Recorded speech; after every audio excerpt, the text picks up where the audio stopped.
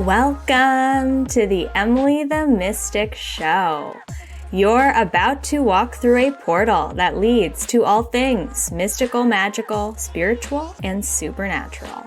I'm your host, Emily. I'm a spiritual mentor, an Akashic Records practitioner and teacher, an intuition development coach, and a galactic channeler. If you're an old soul on a self-discovery and healing journey, you are in the right place. We'll be diving in deep to some of my favorite mystical topics, including manifestation, past lives, the spirit world, energy, and so much more. Get ready to embrace your inner mystic and live your most authentic life possible. The portal is now open. Hey friend, welcome to another episode of the Emily the Mystic Show podcast. I have so much to tell you. I have so much tea to spill today, so much to fill you in on. There has been a lot that has happened in my life since my last solo episode, which was the October energy update that I filmed at the end of September. There's been a lot that's happened. So I wanted to use this episode today as a little bit of a journal update, a little bit of a personal exploration, and to share messages with you of learnings and lessons that I've received over the course of the last month that I think will be really helpful for you with whatever you're navigating in your life right now. So I cannot wait to update you on how I went from apparently supposed to go to Asheville, North Carolina, to total 180 going on a trip to Denver, Colorado, to where I'm at today, what has unfolded for me, and how all of that has taught me so much for my own life. So I can't wait to get into it with you. I also felt, because it's the fall season, that it would be helpful to share with you an update on my personal routines, rituals, schedule, some time management tips and tricks, because I know during the busy fall season, we can kind of see time fly away from us. You're going to hear a lot in this episode about your relationship with time and navigating your relationship with time. And so I thought that it would be helpful for me to fill you in on how I handle my routine in my daily life, because that may be of interest to you, whether you're a spiritual business owner or wanting to live a more intuitively based lifestyle. I think it can be helpful to hear from someone else what they do so that you can implement things that I do in my life, make them your own, and hopefully help you find more ease and joy in your day-to-day life as well. So as always, let's get into it. So my dear listener, where we left off, I had recorded the October energy update on September 23rd, which was before the multiple hurricane situation that we've had here in the United States. At that time, I was very much committed to taking a road trip with my boyfriend, Jack, down to Asheville, North Carolina, where I'm sure you know by now has been inundated with flooding and hurricane disaster. And from there, we also had a second hurricane that happened in Florida afterwards. So there's been just a lot of natural weather disasters here in the United States. It's been a lot. The collective energy has been extremely intense. It's been honestly, it's been really dense, really hard and heavy to move through. So if you've been feeling that way, you're not alone. And I had no idea what was ahead of me, even when filming that episode.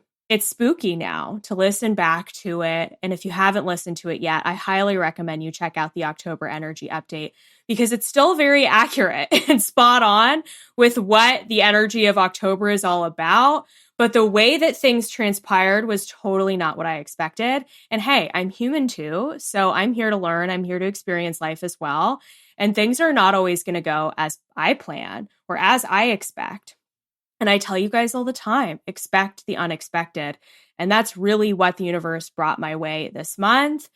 And as I was sharing in the October energy update, this month is really all about that phoenix energy, rising from the ashes, creating something new out of something that's a bit unknown or unexpected, or perhaps finding healing and hope and a positive outlook on the future, even when things maybe haven't gone your way this month, or they've been really crazy, really all over the place. If you have been, or someone you know has been personally impacted by the hurricanes, my my heart goes out to you for what you're navigating right now. I've been doing my best to send prayers and energy and love and light and hope to the collective, doing what I can in my little neck of the woods to make a difference.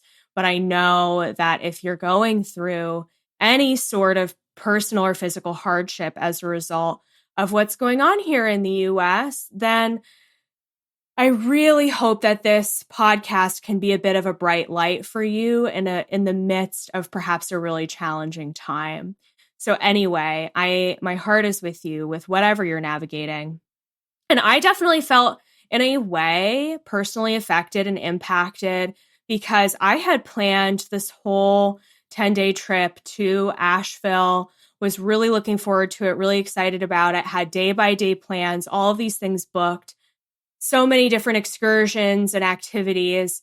And then to see the hurricane hit, to be in total denial about it, to be in total denial about what was happening and being like, oh, it'll get better, it'll get better, it'll get better. And then realizing over the course of the weekend, when Hurricane Helene was doing its worst, to see that things weren't getting better and to see that things were not what I was hoping them to be, and to have to cancel that trip and to have to totally pull my energy out of that and to have to pivot and change and do something else was really exhausting. It was a lot. I was pretty honestly sad and devastated by having to cancel that trip. I don't even know when I will get to Asheville at this point. I've been wanting to go there for a long time. And as you know, I had originally planned a retreat there that I had to reschedule twice. So I don't know if there's something that's kind of keeping me away from Asheville or what's going on there, but the divine timing and me getting there is just not right. So with that being said, I had already blocked off my calendar from a business perspective for over a week. I had all of this money sitting in this trip, which I was thankfully able to get refunded. But I knew that I wanted to do something else. I knew I wanted to go somewhere else. I have a lot of personal commitments this fall, a lot of different weddings for different people, a lot of family events, a lot of things that I felt like I was giving my energy away to other people for a lot of my weekends. And I really just felt, I was really sad when this trip that I had planned was taken away and I wasn't able to do something for me that I was really looking forward to. So I said, you know what? I want to do something for me. And because Jack and I had planned this trip for us to celebrate our 9-year anniversary, I wanted to do something for us to celebrate our relationship.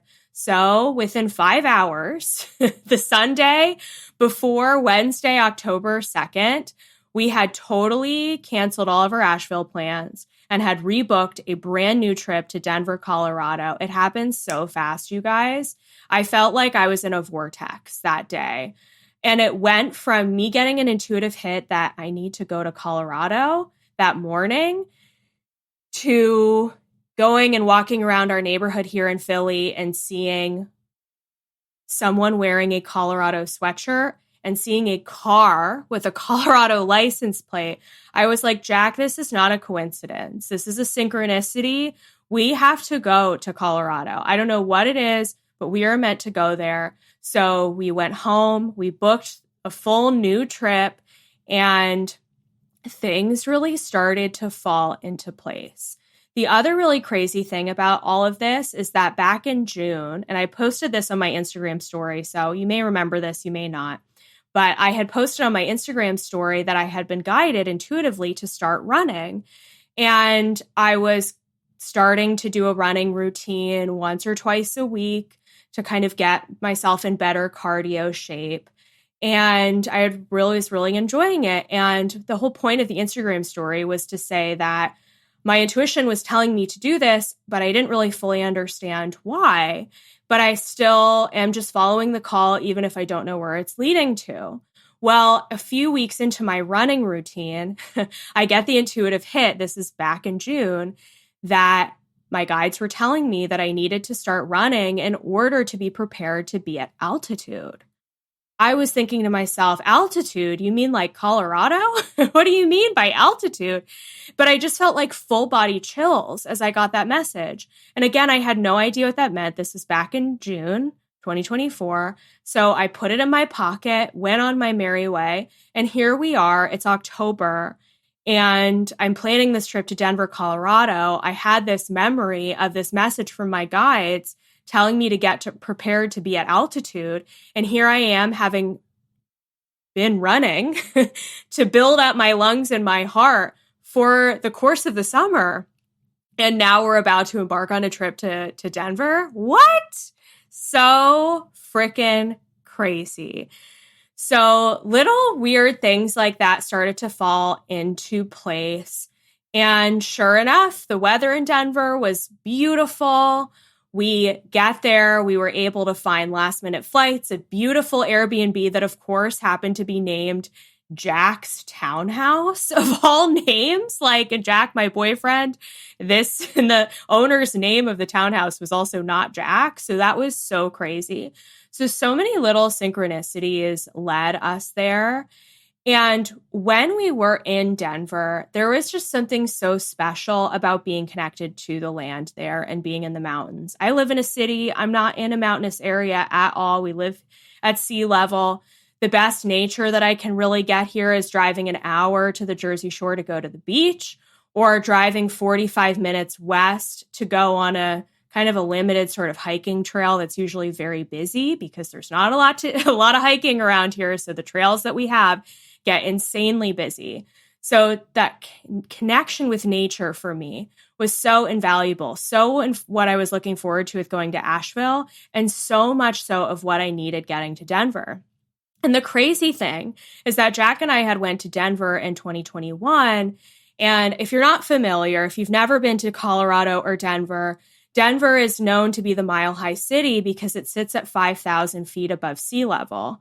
So when you're there, you're literally a mile high off of sea level. So that's a very high altitude. And when you go there, if you've lived your whole life at sea level, your body has to acclimate to being at altitude, which I didn't know anything about the last time we were there in 2021. And sure enough, my sensitive little self got very sick with altitude sickness. I was extremely dizzy. I had trouble sleeping. I felt like I couldn't breathe at night. I felt like my body had such a hard time adjusting. I was foggy, had brain fog all of the time, just like had a really hard time enjoying myself. And I couldn't focus because I felt so awful. Even though I was trying to keep myself hydrated and do all the things that they recommend for altitude sickness, I eventually had to do a telemedicine visit and get a medication to help with altitude sickness because it was that bad. So I was nervous going into this Denver trip here in 2024 because I didn't know what to expect from a physical perspective. And lo and behold, Jack and I arrive and we both look at each other and we're like, we're okay. Like we both feel pretty good. And our first couple of days in Denver were absolutely magical. We did a beautiful hike at this beautiful creek. We went to the Denver Zoo and had these really cool experiences seeing the gorillas and the orangutans and the elephants and just all of these majestic animals.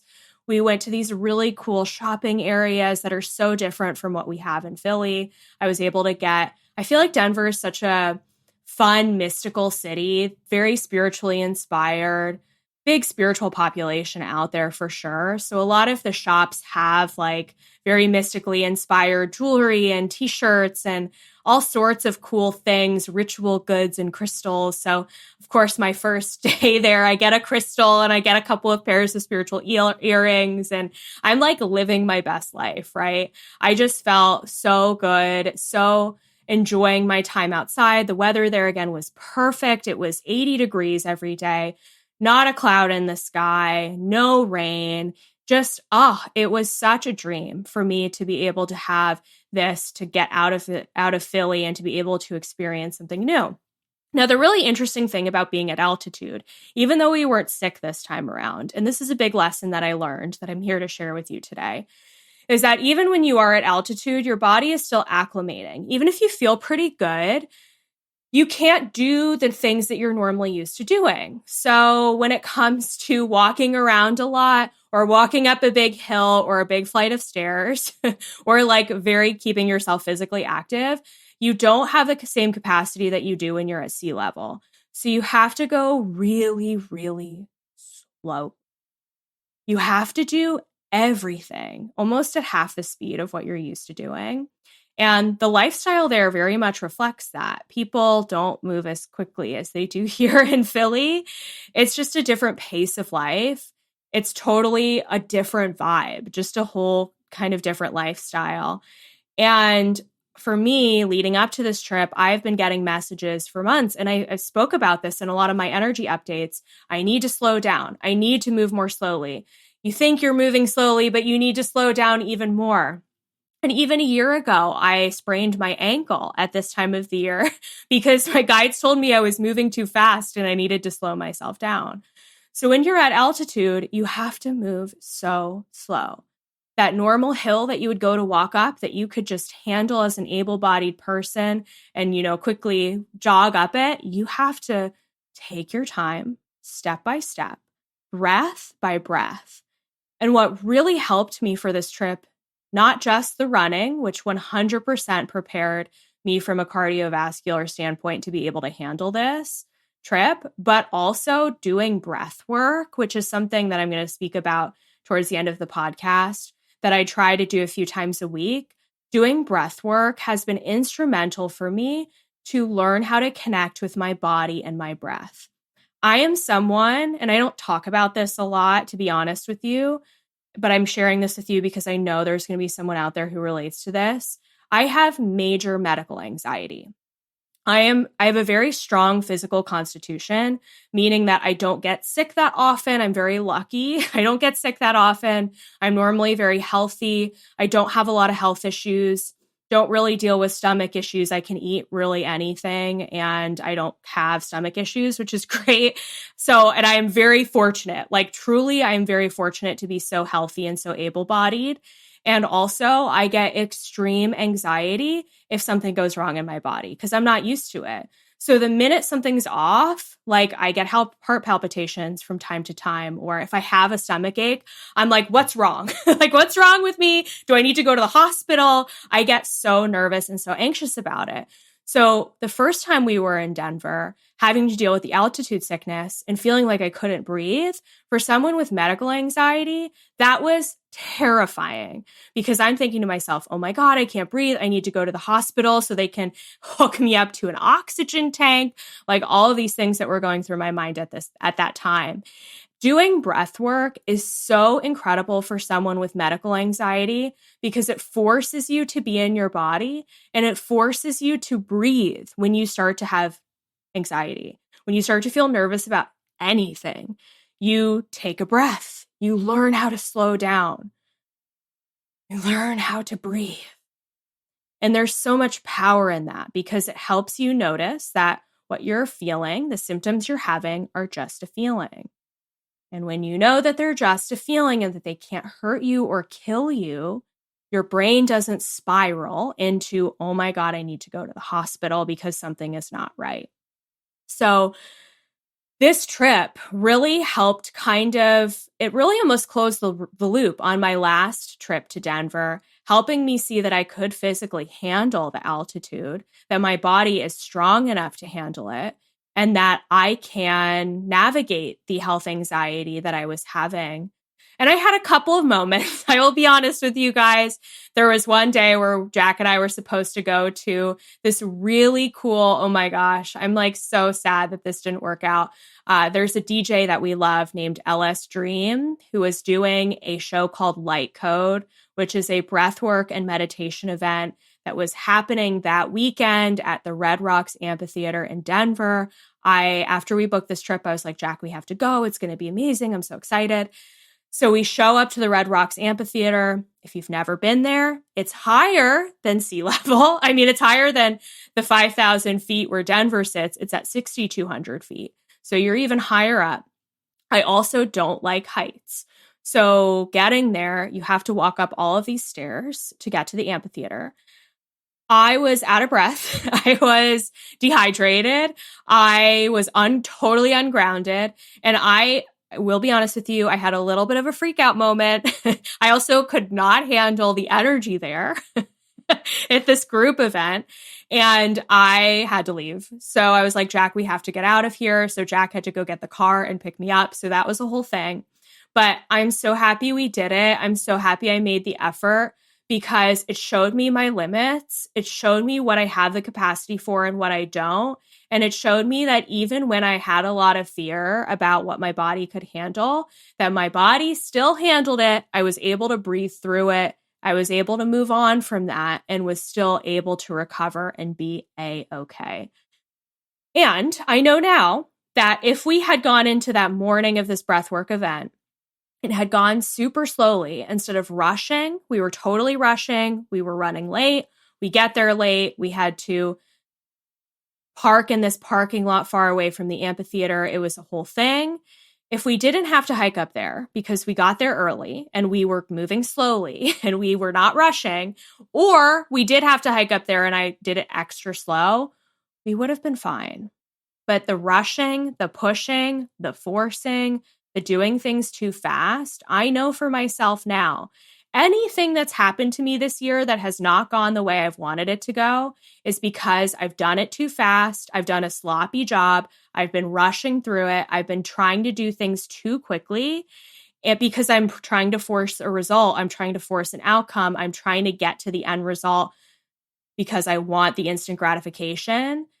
And that's when things get messed up. That's when things don't go right for me. That's when I make mistakes. But anytime I move into something slowly, and I'm really trying to get into this sort of slow living sort of habits and lifestyle where I really take my time with getting up in the morning.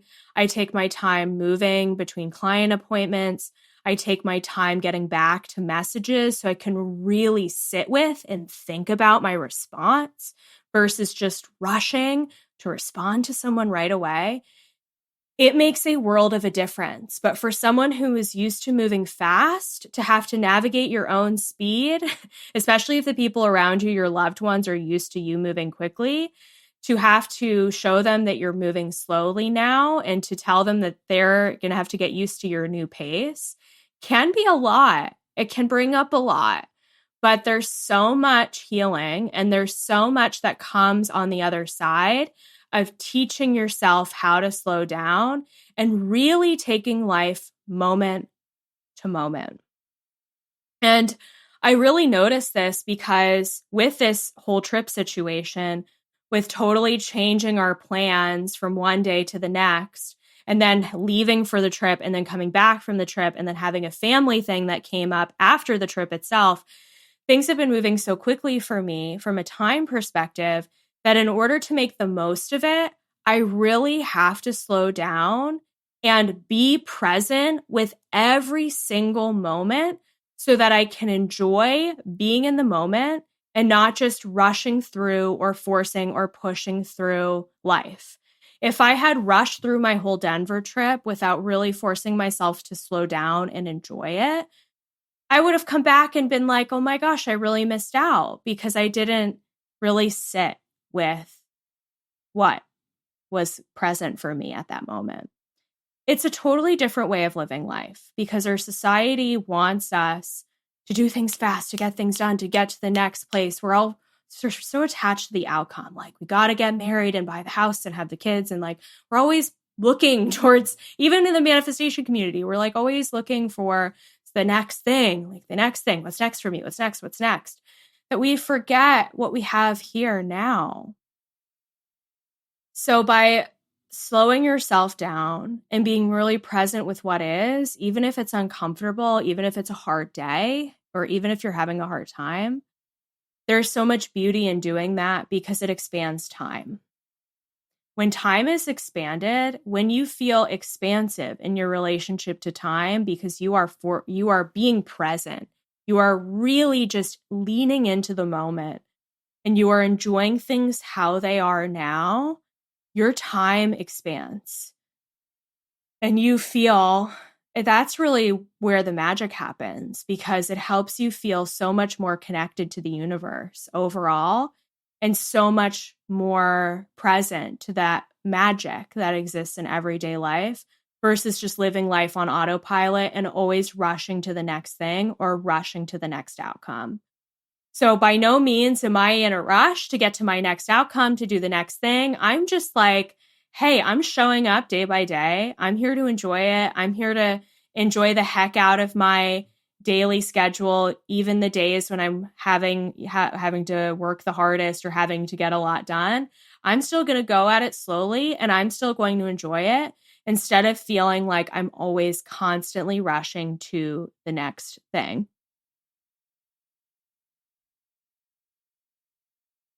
One of the really crazy things that happened for me at the end of this trip was that we wanted to go to Rocky Mountain National Park.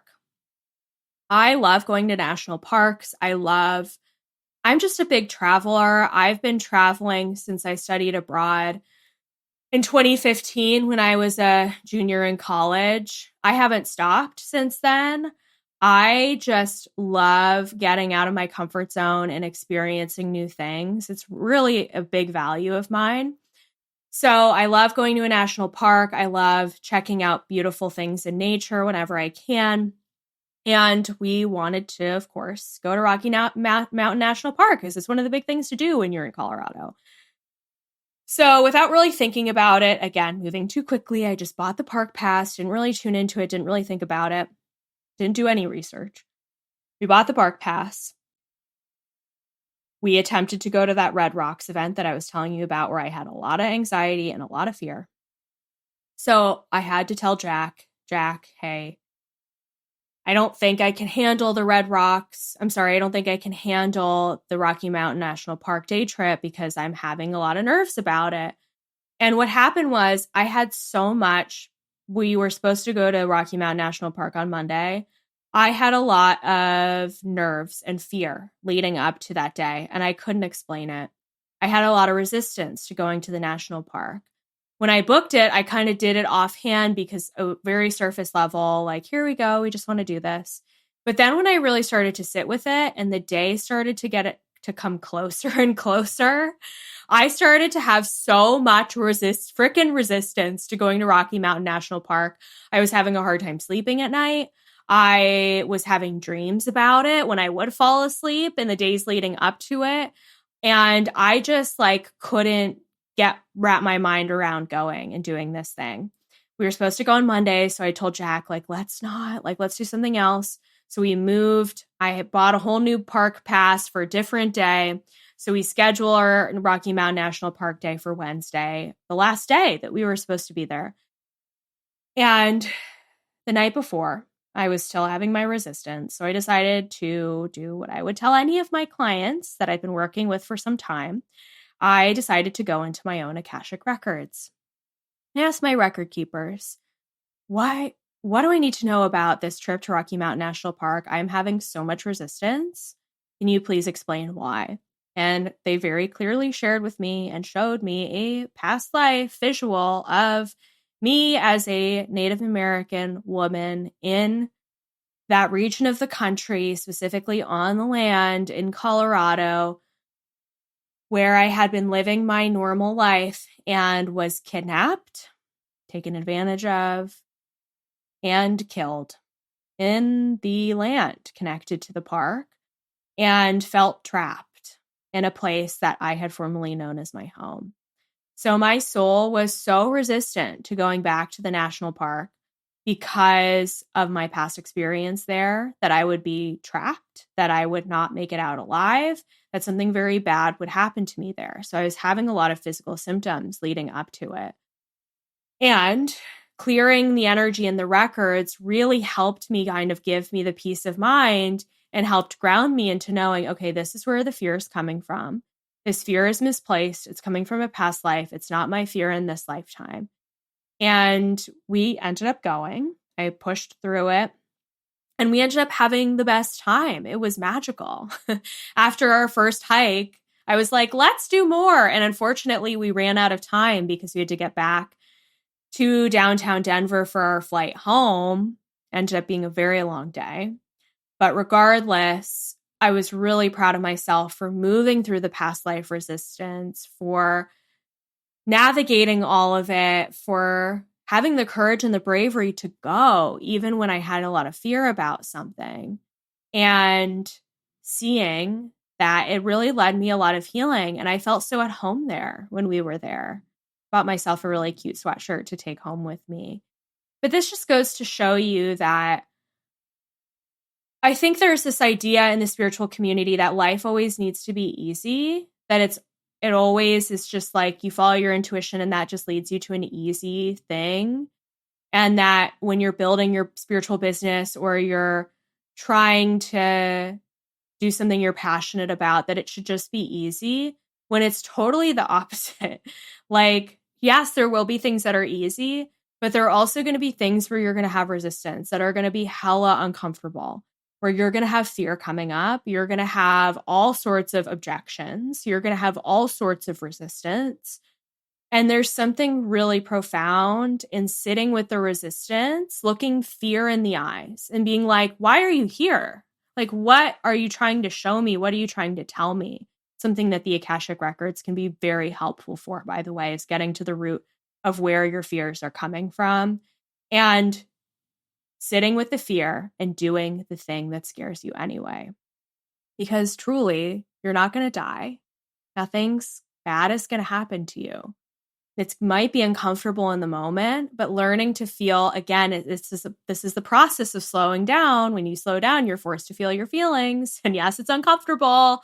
And also on the other side, you find so much strength and courage. And you're like, oh my gosh, if I can do this, I can do anything. If I can go to Rocky Mountain National Park, be at 9,000 feet above sea level, I can hike around a lake, I can be on a parcel of land that scares me, I can do anything. And that's really how I feel now coming back from this trip, is like, even though there were parts of that trip that were physically challenging, that my body struggled with, I moved through them in a way that was healthy.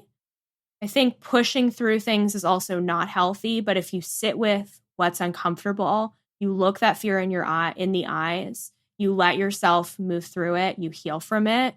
There is so much power that can come from moving through it and coming out alive and well on the other side. There's something about trips, and maybe you'll notice this now looking back on any travel that you've done.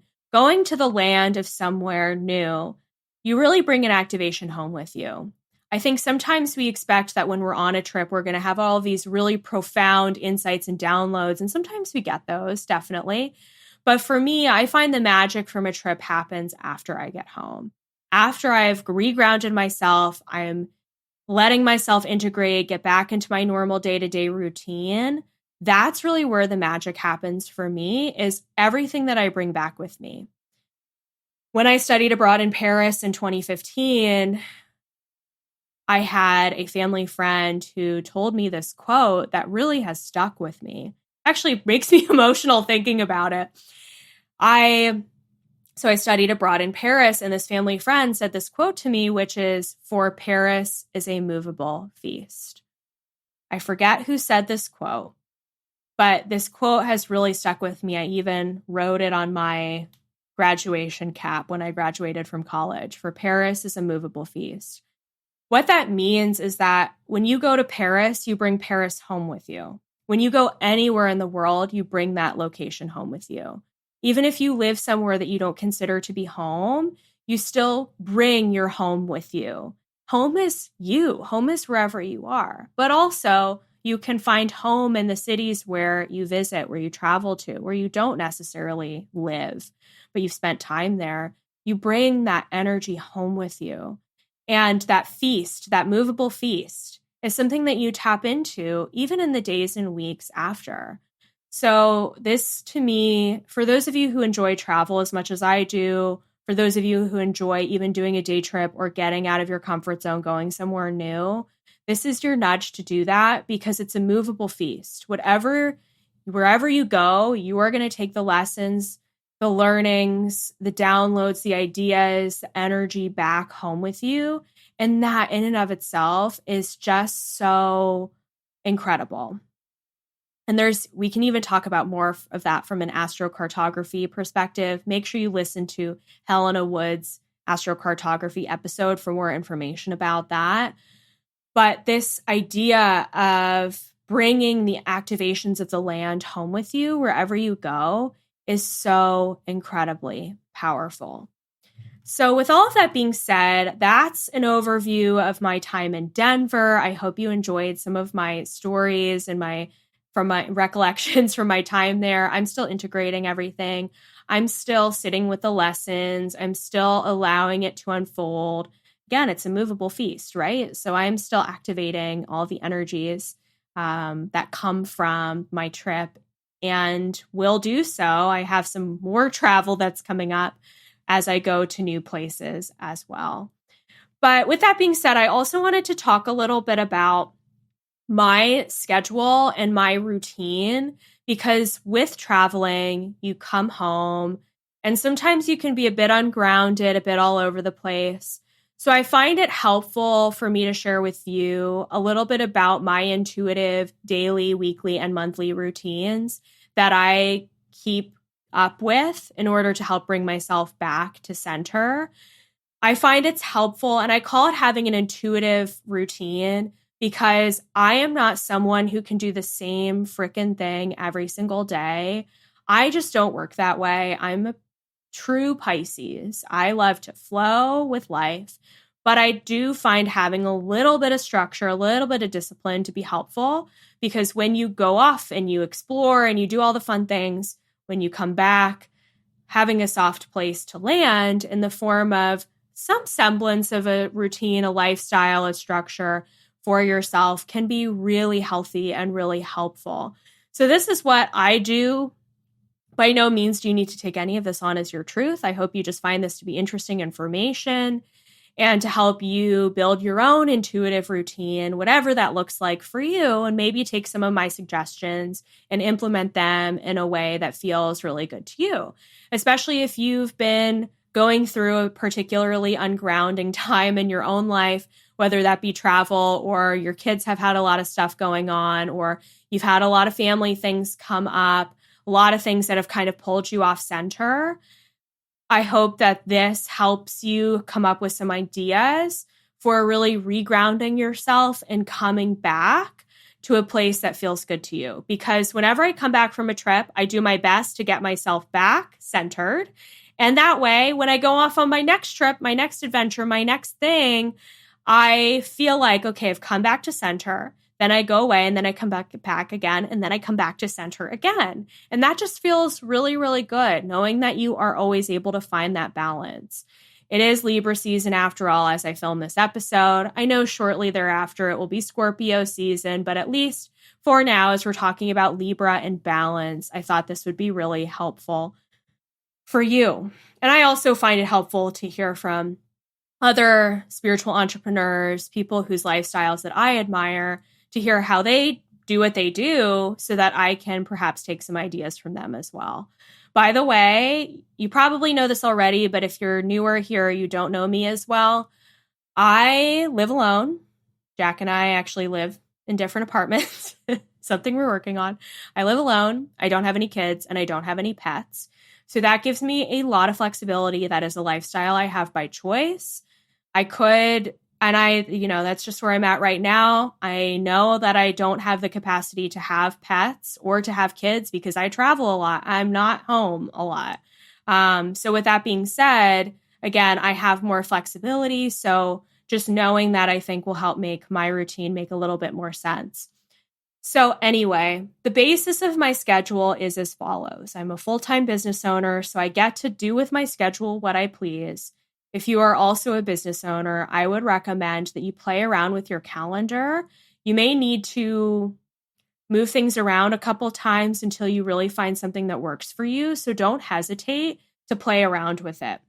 What really works for me, and I've been doing this for a few years now, is that I see clients Tuesday through Thursday. Mondays and Fridays, I do my best not to schedule any calls of any kind, nothing on Zoom, nothing where I have to show up and be present for another person. That way, my time is really blocked off for calls Tuesday through Thursday. So I know that on those days, I need to show up, be in my best energy. I need to look nice. I need to just kind of show up ready to talk to other people, ready to channel, ready to show up in that way. Mondays and Fridays are my days to do more of my behind the scenes business work, to work both in the business and on the business. My Tuesday through Thursday are more of my in the business days where I'm channeling and doing client readings and sessions and teaching and all sorts of things. Monday and Friday, I'm doing more of the content creation. I am recording these podcast episodes. I'm filming for YouTube. I am doing business administration stuff. I am tentatively writing out a content schedule for myself for the week. I am handling emails and messages and Boxer notes and all sorts of other things that need to get taken care of that I may not have a ton of time for Tuesday through Thursday. So with that in mind, I know that Tuesday through Thursday is going to be super busy. So I will block off my calendar on Monday and Friday with other things that I know I need to get done. So one thing that I find really helpful for my entrepreneurs out there is, and this is something that works for me. I know this doesn't work for everybody, but it's helpful to try this if you're finding it difficult to switch between different types of activities. I like to block off time on my calendar for doing similar activities. So for example, things that require a lot of copywriting. Writing content, writing website pages, writing email copy for different emails that I'm going to be sending out. I like to sit down and do all of that all at once. Same with recording and filming. I like to record and film as much as I can at one time. Or if I'm doing channeling behind the scenes, like let's say I'm channeling for an energy update or I'm channeling for a private client's energy healing. I like to also do that all at the same time because that way I'm kind of in my channeled state. So these different activities from an entrepreneurship perspective require kind of a different way to show up. So I show up in a very different energy when I'm channeling versus a very different energy when I'm copywriting or when I'm filming a podcast episode. So with that in mind, I block off hours of time on my calendar so that I know, okay, on this day, I'm going to be recording all day, or on this day, I know I'm going to be writing the content for this course that I'm teaching, or on this day, I know that I'm going to be doing client energy healings back to back. I find that really helpful versus switching between a bunch of different things. When I first was getting started, I was doing client sessions 5 days a week and found that extremely overwhelming because I was always having to switch back and forth between getting on Zoom, getting off Zoom, going in, doing this activity over here and then recording something and then having to come back on Zoom. And I just found that very overwhelming. So I like the flow of having more flexible time Monday and Friday to do other things. And then Tuesday through Thursday, I know that I'm going to be on calls all day. And I'm okay with that. I find that really great because then Monday and Friday, I also have the flexibility. Like if I want to go to the grocery store or if I want to have a personal appointment, I know that I'm not tied to my computer. So I can kind of go through my day as I please, which I find really helpful. So if your calendar is really spread out, condense it a little bit. Give yourself a little bit more flexibility. Your clients, and two, I like to work during an optimal time of day when I have the most energy. So for me, that's in the afternoon. So my typical schedule is 12 to 8, especially Tuesday through Thursday, sometimes later than that. I can work until 9 at night or later, depending on what the business needs are that week. And I have that flexibility being an entrepreneur.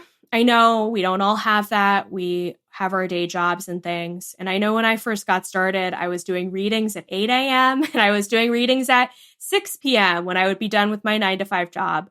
So sometimes that's how we have to start out. Sometimes that can be really uncomfortable and kind of sucky at the beginning. But then it's worth it if you put the work in, because eventually you'll get to a place where you want to do this full time, and then you can have a schedule and a calendar that really works for you. And with that being said, if you work better at night, have your client appointments at night. Or if you work better during the day or in the morning, have them during the day or in the morning. And don't worry about, well, will my clients be able to show up to see me at that time? People will find a way to make it work. They will find a way to make it work. So you do you, and then change your calendar to fit your new boundaries, and then move forward. So that's my typical day-to-day. Now, in the morning before my normal workday, I try to keep to, again, a little bit of a flexible routine where I try to do a few things. First thing when I get up in the morning, I am getting myself hydrated. I'm drinking a lot of water. I'm having a little bit of caffeine. I am not on my phone. So I try my hardest not to look at my phone until I'm like out of bed, have used the bathroom, have done all of my physical things that I need to do. I like to do a little bit of stretching if I have time in the morning.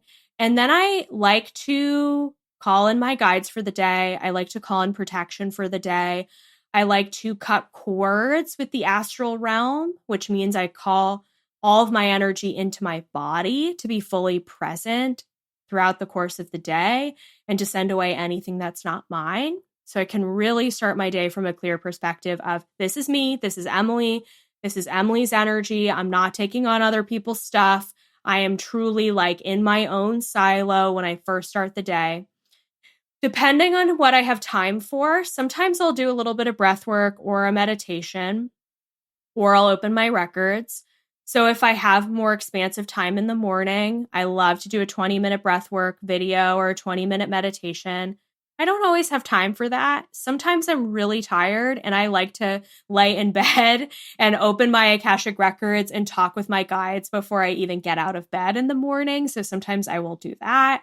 Just really depends on what I'm feeling that particular day and what I need and what I have time for.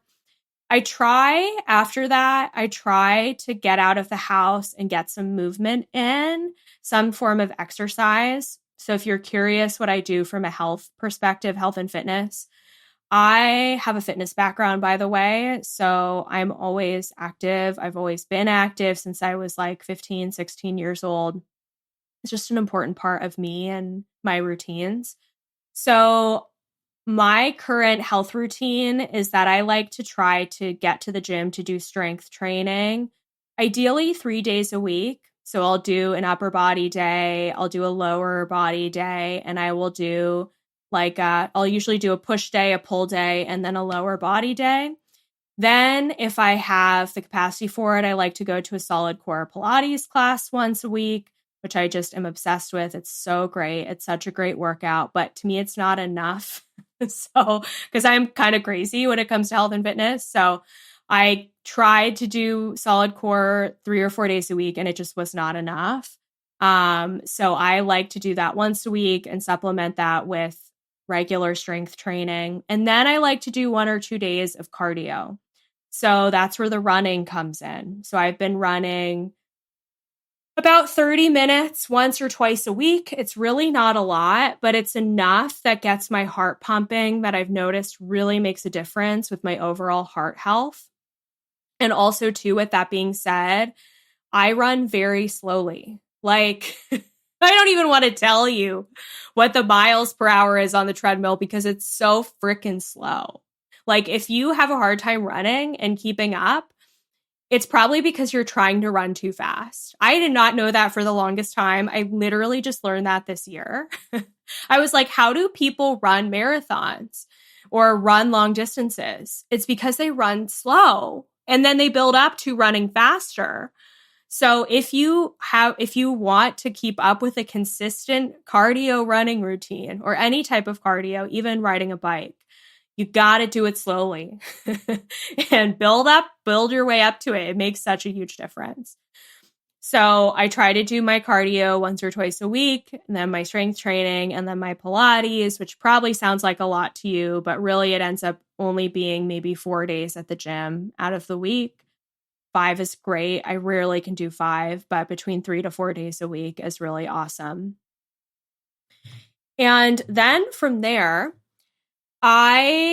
couple of things that I like to do on a weekly and monthly basis. So on a weekly basis, I like to meal prep a little bit. I'm not crazy with it. I used to be crazy with it. I just don't have the capacity for it anymore. And because I'm just cooking for myself usually, and then for Jack when he comes to visit, I will cook a full meal for myself for the week. I eat the same thing every single day for 5 days. You guys probably don't know that about me, but it's true. I love to cook, but I eat the same thing every single day for 5 days. My lunch, my dinner, my breakfasts. So usually I will prep in advance my dinners, and then I'll buy the same ingredients to have the same lunch every single day. Same with breakfast. So I try to keep it really easy and simple. But that's what I do for my food. And then just to kind of wrap up here with a couple of monthly things that I like to do for myself, and then my nighttime routine, so that this podcast episode isn't too long for you. I hope this is all helpful.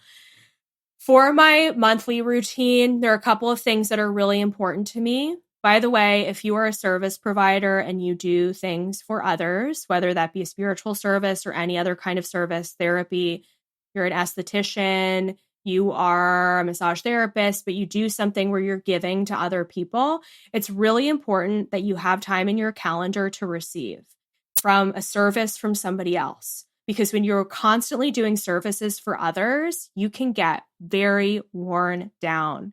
Very, very worn down, especially if you're a giver in general. So it's important to have time on your calendar to receive. So for me, I get my eyelashes done twice a month. I get my nails done once a month.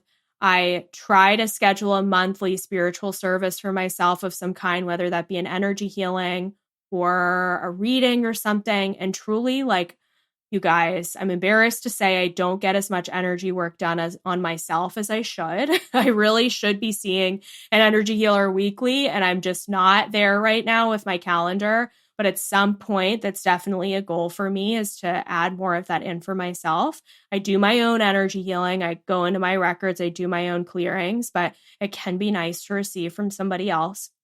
So the energy healing work is important. And also doing things like getting to the chiropractor, I like to try to get acupuncture done once a month. Things that I have on my calendar to look forward to that are for me, where I can receive a service versus me giving a service. It's really important. And then finally, to wrap up my day at night, I need totally sensory deprivation to sleep. I need an eye mask. I need earplugs. I need white noise. I cannot sleep if I am not totally cut off from the world. I also like to make sure that I set up spiritual protection before I go to bed at night by calling in the angels to protect my bed and my home. I swear it makes a difference. And I also try to make sure that I'm limiting my time on my phone by instead reading a book. And I swear I get really great sleep now. I used to be a terrible sleeper, terrible insomnia. But there's something about the eye mask, the earphones, the white noise, the melatonin, the book that just knocks me out. And I try to get between 8 to 9 hours of sleep a night. I get a lot of sleep. It makes such a big difference. And when I don't, I have a very hard time showing up. So I have a little bit of a later schedule that starts at 12 to accommodate for my need to catch up on sleep and to start my day a little bit later. So I hope you enjoyed this episode. Lots of juicy tidbits, lots of learnings, lots of things in here. I'm going to slow down now and end this here before this episode gets too long, but I'm so glad you're here. If you haven't already and you enjoyed this episode, please take a moment to rate the show wherever you listen to your podcasts. Give us a 5-star review and send the screenshot of your review to TEAM, Emily, the Mystic at gmail.com. The information will be in the show notes with your screenshot, and we will send you a link for a free month of the Emily the Mystic membership.